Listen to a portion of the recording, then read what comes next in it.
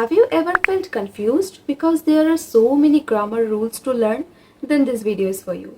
So hey everyone, welcome and welcome back to my channel. My name is Sneha and I share my English speaking journey here. So if you are also learning English and going through the same phase as me, then this channel is for you. There are a lot of grammar rules, but you really don't need to learn every rule to speak English confidently. If your English foundation is weak, learning advanced grammar rules won't help you. Trust me.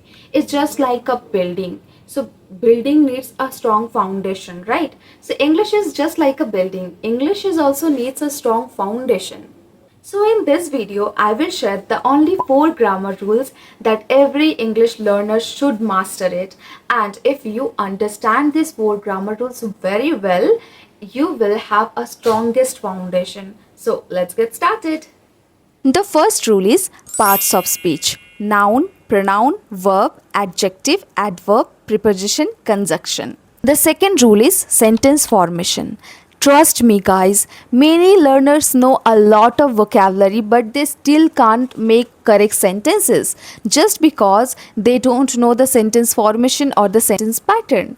So, the basic sentence pattern is subject plus verb plus object. For example, I play football, I play cricket, okay?